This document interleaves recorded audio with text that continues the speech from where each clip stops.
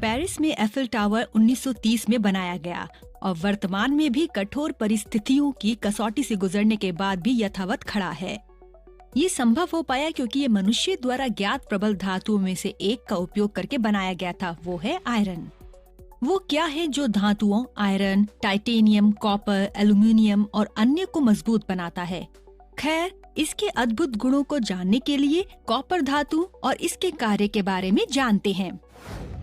एक धातु में कणों की एक निश्चित त्रिआयामी व्यवस्था होती है, लेकिन ये कण धातु परमाणु नहीं होते। दरअसल ये धनात्मक आवेशित धातु आयन हैं, जिन्हें धातु कर्नेल कहते हैं। ये तब बनते हैं जब धातु परमाणु अपने संयोजकता इलेक्ट्रॉनों को त्याग देते हैं। इस प्रकार मुक्त इलेक्ट्रॉन पूरे क्रिस्टल में घूमने के लिए स्वतंत्र होते हैं। ये किसी भी परमाणु से बंधे नहीं होते, इसलिए उन्हें विस्थानीकृत इलेक्ट्रॉन कहते हैं। धनावेशित आयनों और विस्थानीकृत इलेक्ट्रॉनों के बीच प्रबल आकर्षण होता है। इस आकर्षण बल को धात्विक बंध कहते हैं। धनात्मक आयनों और प्रबल धात्विक बंधों की इस दृढ़ व्यवस्था के कारण धातुएं सामान्यतः ठोस पदार्थों के रूप में होती हैं। जब इन धातुओं को उच्च तापमान पर गर्म किया जाता है तो धात्विक बंध का आकर्षण कम होता जाता है। इसलिए सामान्यतः धातुओं के उच्च गलनांक और कथनांक होते हैं।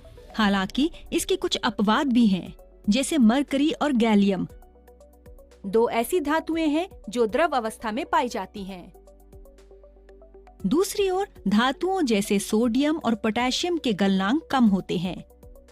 ऐसा इन तत्वों में पाए जाने वाले आपेक्षिक दुर्बल धात्विक बंधों के कारण होता है। अधिकांश धातुओं में चमक होती है, अर्थात उनकी सतह चमकदार होती है। यह चमक दृश्य प्रकाश किरणों के धातु की सतह पर स्थित गतिशील इलेक्ट्रॉनों से अन्योन्य क्रिया के कारण होती है। ये इलेक्ट्रॉन प्रकाश विकिरणों को अवशोषित करते हैं और उत्तेजित हो जाते हैं। तब ये इलेक्ट्रॉन समान तरंग दैर्ध्य की विकिरणों का उत्सर्जन करते हैं, जो धातु की चमक के लिए जिम्मेदार है। चलिए प्रयोगशाला में कुछ प्रयोग करते हैं। एक लोहे की छड़ लीजिए, फिर इस पर मोम की सहायता से कुछ कीले लगाएं। अब एक बर्नर से छड़ के एक छोर को गर्म करना शुरू करें। कुछ समय बाद बर्नर के पास वाली कीले पहले गिर जाएंगी और फिर अन्य सभी कीले एक एक करके गिर जाएंगी। इससे पता चलता है लोहे की छड़ ऊष्मा का चालन करती है।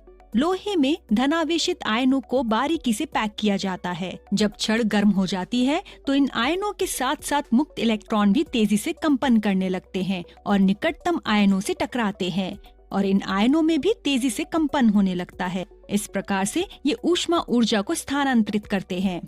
अब एक विद्युत परिपथ में एक धातु की छड़ को जोड़े। विस्थानीकृत इलेक्ट्रॉन बैटरी के धनात्मक टर्मिनल की ओर बढ़ते हैं। इस प्रकार से परिपथ पूर्ण होता है और बल्ब चमकने लगता है। इसलिए अधिकांश धातुएं विद्युत की अच्छी चालक होती हैं।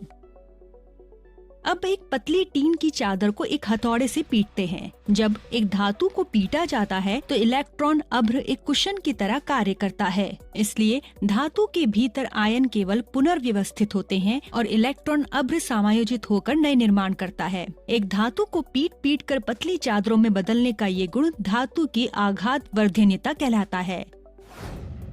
सारांश, हमने अध्ययन किया है कि कैसे एक धातु के इलेक्ट्रॉन अभ्र मॉडल द्वारा उसके भौतिक गुणों के बारे में जान सकते हैं। धातुओं को विद्युत के चालन के लिए जाना जाता है, लेकिन क्या आप जानते हैं कि एक अधातु भी विद्युत का चालन कर सकती है?